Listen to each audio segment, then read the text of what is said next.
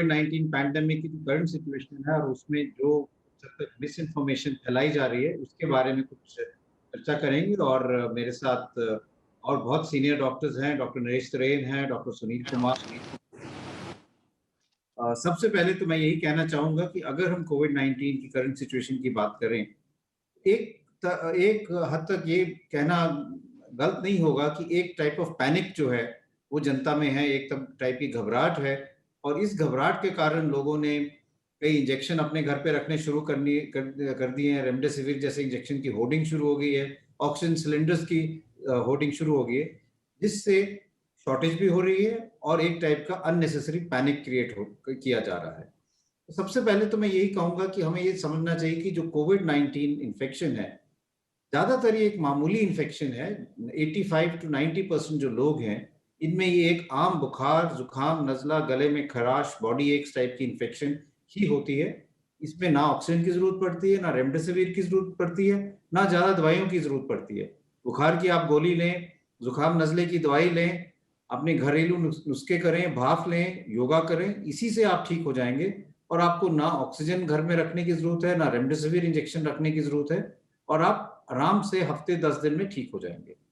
हाँ, 10 से 15% ऐसे लोग हैं जिनमें सीवियर इन्फेक्शन हो सकती है और उन लोगों में ऑक्सीजन और दवाइयों की ज़रूरत पड़ सकती है जिसमें स्टेरॉइड्स भी हैं, रेमडेसिविर भी है, कभी-कभी हम प्लाज़्मा भी देते हैं और 5% से कम ऐसे मरीज़ होते हैं जिनको ज़्यादा तेज़ दवाई देने की ज़रूरत पड़ती है या वेंटिलेटर की ज़रूरत पड़ सकती है।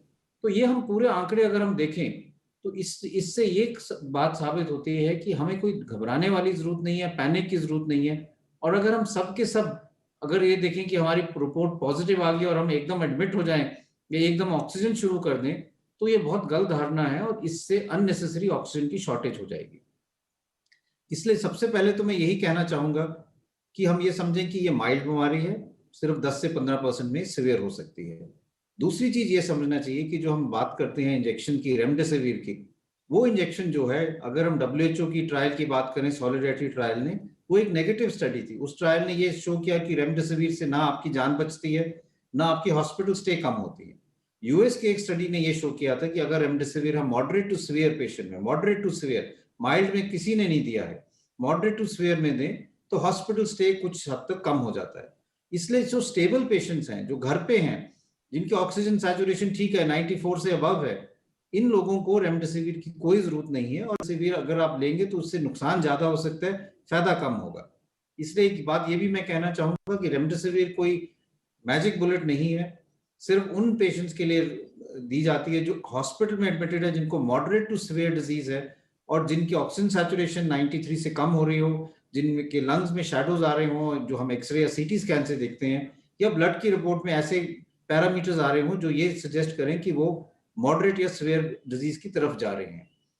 तो ये एक बात समझना बहुत ज़रूरी है। दूसरी चीज़ ये है कि कई लोग ये सोचते हैं कि अगर मेरी सैचुरेशन कल 98 थी और आज 97 हो गई, तो आस्ता-आस्ता मेरी सैचुरेशन गिरने लग रही है और मैं ऑक्सीजन लगाना शुरू कर देता हूँ।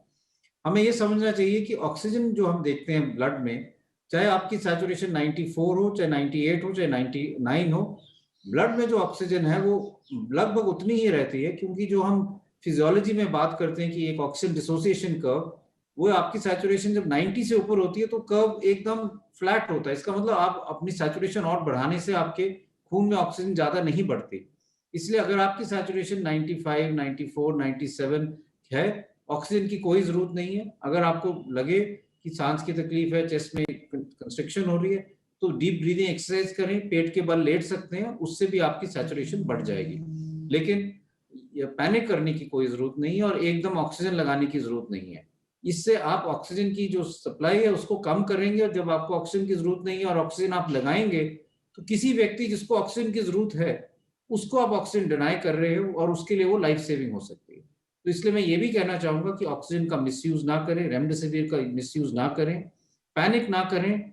मेजॉरिटी ऑफ पेशेंट्स जो हैं, वो घर पे अपने आप को आइसोलेट करके ठीक हो सकते हैं, हॉस्पिटल आने की ज़रूरत नहीं है। अगर हम होम आइसोलेशन ठीक से करेंगे, अपने डॉक्टर से संपर्क करके अपने आप को मॉनिटर करेंगे, वार्निंग साइन्स की तरफ ध्यान देंगे, तो हॉस्पिटल्स की भीड़ भी कम होगी। जिन लोगों को बेड की ज़रूरत है, उनको बेड मिलेगा और उनकी पूरी तरह से इलाज हो पाएगा। तो यही मैं कहना चाहूँगा कि पैनिक ना करें, ड्रग्स की तरफ ना जाएं, डॉक्टर्स पे विश्वास करें, और स्टीरॉइड्स, रेमडेसिविर और ऑक्सीजन की माइल्ड केसेस में कोई जरूरत नहीं है, उससे ज्यादा नुकसान होता है, इसलिए उसको अवॉइड करें। इस मैसेज के बाद मैं अब डॉक्टर नरेश त्रेहिन को कहूंगा कि वो अपना मैसेज दे, जिससे हम लोगों को आगे कॉन्फिडेंस बिल्ड कर सके। तो जैसे डॉक्टर साहब ने ये मुद्दा उठाया कि कैसा पैनिक फैल रहा है और कैसे अपने आप का संतुलन मेंटेन करना है, आप ये देखेंगे कि पहले जब आरटीपीसीआर पॉजिटिव होता है तो सिम्टम्स मेनली जिससे शुरू होती है या ड्राई कॉफ या लॉस ऑफ स्मेल या फीवर, ये मोस्ट कॉमन सिम्टम्स है जिससे शुरू होता है। आरटीपीसीआर तो कराने से पता लग जाएगा कि है कोविड पॉजिटिव के नहीं। जैसे ही आपका आरटीपीसीआर पॉजिटिव आता है, मेरे एडवाइस ये है कि अपने लोकल डॉक्टर जिससे आपको ऑलरेडी संपर्क है उससे आप कंसल्ट करें, क्योंकि आज सब डॉक्टर्स को जो प्रोटोकॉल जैसे डॉक्टर गुलेरिया ने भी बताई वो प्रोटोकॉल सबको पता है और वो उसके हिसाब से आपकी ट्रीटमेंट शुरू करेंगे। तो मेजॉरिटी मतलब 90% से ऊपर ही लोग जो हैं वो घर पे ही ठीक हो जाएंगे जिनकी दवाइयां उचित टाइम पे उचित दवाई दी जाएगी। ऑक्सीजन का तो आप डॉक्टर साहब ने बताया ऑलरेडी, पर ये बात सोचने की है कि क्या क्या चीजें आप कर सकते हैं। जैसे योगा का जो अलोम विलोम एक्सरसाइज है वो बहुत ही इफेक्टिव होती है हमारे लंग्स को एक्सपैंड करने में, और क्योंकि आप जब लंबा सांस लेके रोकते हो तो ऑक्सीजन की एक्सचेंज भी ज्यादा होती है ब्लड के साथ, तो आप देखेंगे कि अपनी लंग्स की हेल्थ को ठीक रखना है। और अगर जो टेंडेंसी कोई हो तो वो जो प्रोन पोजीशन में बताया वो होना जरूरी है। अगर जो इससे आपके घर में आइसोलेशन की फैसिलिटीज ठीक नहीं है तो हम सब हॉस्पिटल्स ने एक क्वारंटीन फैसिलिटी अपने हॉस्पिटल के पास ही ले ली है। जैसे हमने रेड फॉक्स लिया है, हम पेशेंट्स को जिनको कुछ एंजाइटी है या जिनके पास घर में सुविधाएं नहीं है हम रेड फॉक्स में उनको भेज देते हैं। वहां पे हमारे डॉक्टर और नर्सेज उन पे मॉनिटर रखते हैं।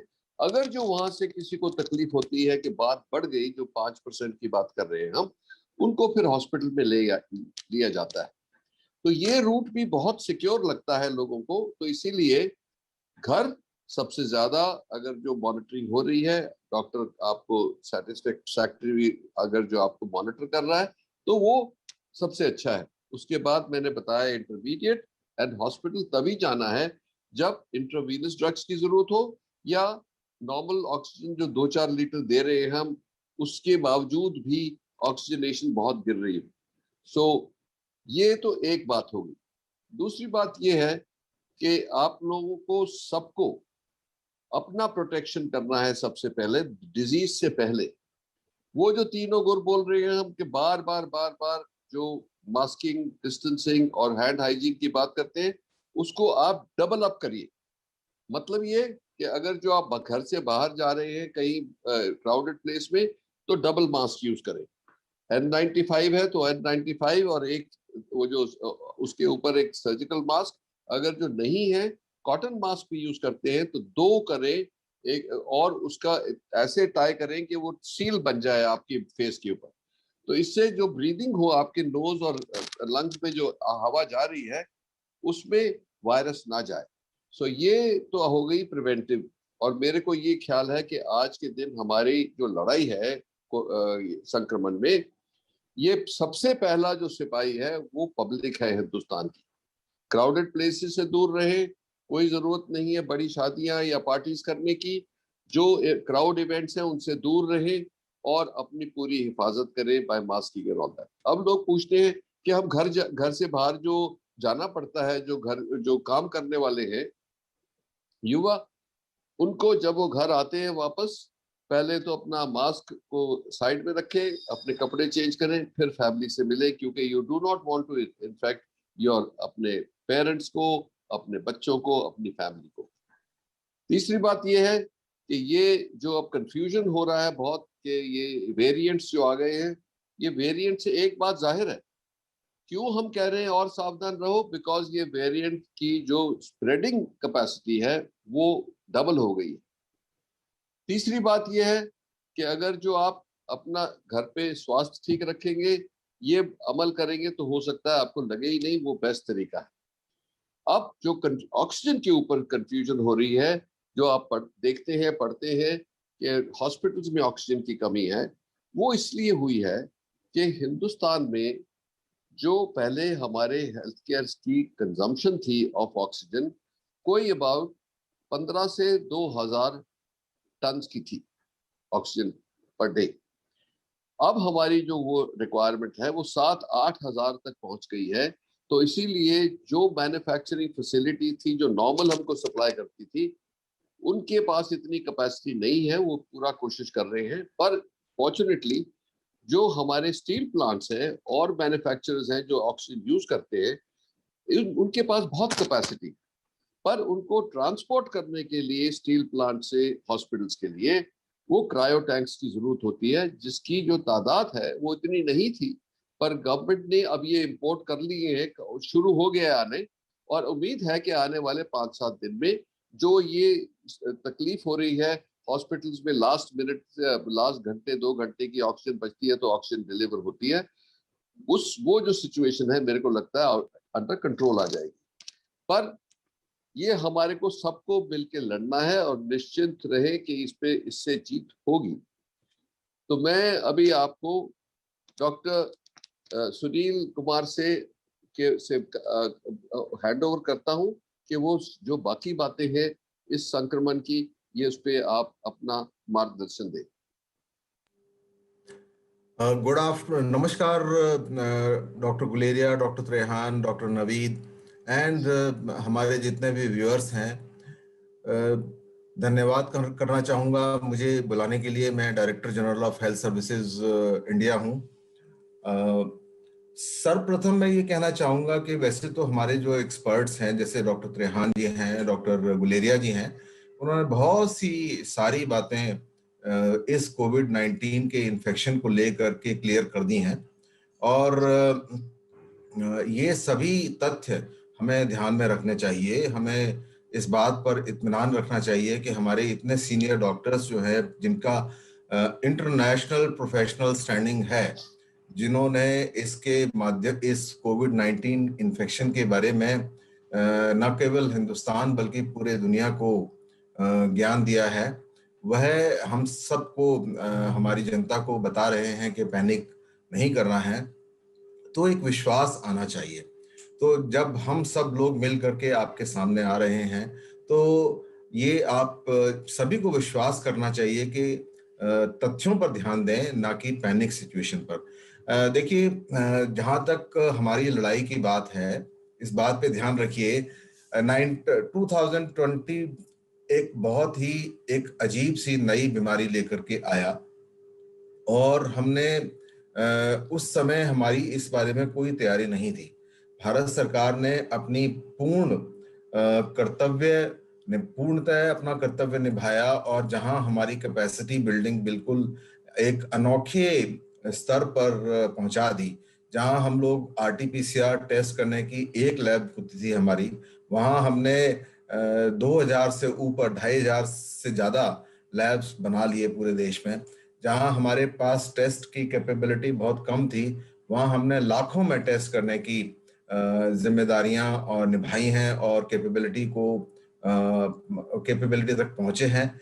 जहां हम अपने पीपी किट्स के बारे में बात करें, जहां हम अपने मास्क के बारे में बात करें, तो जहां हमारे बेड्स की बात करें, जो हमारे जो हॉस्पिटल बेड्स होते हैं या कोविड केयर सेंटर्स होते हैं, जिनमें हम सिर्फ माइल्ड केसेस को एडमिट करते हैं, या हमारे जो ट्रैकिंग टेस्टिंग जो कैपेबिलिटीज होती हैं, जो टेस्ट में पॉजिटिव आते हैं और एसिम्प्टोमेटिक, या वो बहुत बहुत ही घर में उनका इलाज किया जा सकता है, उनको ट्रैक करना, उनसे कांटेक्ट एस्टैब्लिश करना, उनके हालचाल पूछना, उनको सही सलाह देना bye personal contacts, through administration या थ्रू हेल्पलाइन, तो एक बहुत बड़ा सफर हमने पिछले साल तय किया। डॉक्टर सुनील कुमार, हमें इस बीमारी को हराना है। अगर हमें इस बीमारी को हराना है तो हमें हेल्थ केयर वर्कर्स को बचाना है। हमें हेल्थ केयर वर्कर्स इस टाइम बहुत पॉजिटिव हो रहे हैं। अब हम हेल्थ केयर वर्कर्स को बचाएंगे तो हेल्थ केयर वर्कर्स ही पेशेंट्स को बचा पाएंगे। जब पेशेंट्स बचेंगे, हेल्थ केयर वर्कर बचेंगे, तभी हम देश की इकोनॉमी को भी बचा पाएंगे। तो ये सब लिंक्ड है। इस सब को लिंक करने के लिए हमें ब्रेक द चेन, हमें नंबर ऑफ पेशेंट्स जो अब बहुत बढ़ गए हैं उसको घटाना है। हमें, हमारा सिर्फ एक ही मकसद होना चाहिए, ब्रेक द चेन। हम इन नंबर्स को कैसे कम करें। अब इस नंबर को कम करने के लिए किसकी जिम्मेवारी है? इसके लिए सबकी जिम्मेवारी है। मीडिया की जिम्मेवारी है, डॉक्टर्स की जिम्मेवारी है, सरकार की जिम्मेवारी है, डिस्ट्रिक्ट एडमिनिस्ट्रेशन की जिम्मेवारी है, और पॉलिटिशियंस की जिम्मेवारी है, और उसके बाद जितने भी हम खुद लोग हैं, जितने भी आम जनता है, उसकी सबसे बड़ी जिम्मेवारी है। तो हम सबको इस जिम्मेवारी को निभाना है। अब इस जिम्मेवारी को कैसे निभाएं? 2020 में तो हमने इस पे बहुत बढ़िया से काम किया, बहुत बढ़िया से इसको बचाया। इतने सारे कैंपेन हुए, इतनी दवाइयां उपलब्ध कराई गई, इतनी ऑक्सीजन, इतने वेंटिलेटर, इतने बेड्स हमने क्रिएट किए, जिसके कारण आज हम कुछ हद तक उन चीजों को संभाल पाए हैं। अभी ये देश इस बीमारी को हैंडल कर पाएगा। बहुत बहुत धन्यवाद। मैं डॉक्टर गुलेरिया जिन्होंने बहुत अच्छा बताया, डॉक्टर त्रेहन जिन्होंने बहुत वर्ड ऑफ विजडम दिए, उन्होंने बताया घर पे इलाज किया, डॉक्टर सुनील कुमार जो इतनी मेहनत कर रहे हैं दिन रात कि मतलब कैसे कैसे पॉलिसीज बने। और अगर आपका टेस्ट नहीं हो रहा है बाय चांस, तो कोई बात नहीं, आप आइसोलेट कर लीजिए, घबराने की कोई बात नहीं है। टेस्ट कल हो जाएगा, कल नहीं होगा तो परसों हो जाएगा, परसों नहीं तो अगले दिन हो जाएगा। इलाज सिर्फ वही है, आप अपने आइसोलेट करके अपना जो गाइडलाइन है उसके हिसाब से क्रोसिन की गोली खाइए, उसके बाद अपने डॉक्टर से कांटेक्ट करके जो भी आपको तकलीफ है उसके हिसाब से करिए। तो आप इस टाइम पैनिक को कम करिए, हमें सबको मिलके कम करना पड़ेगा, इस चेन को हमें मिलके ब्रेक करना पड़ेगा।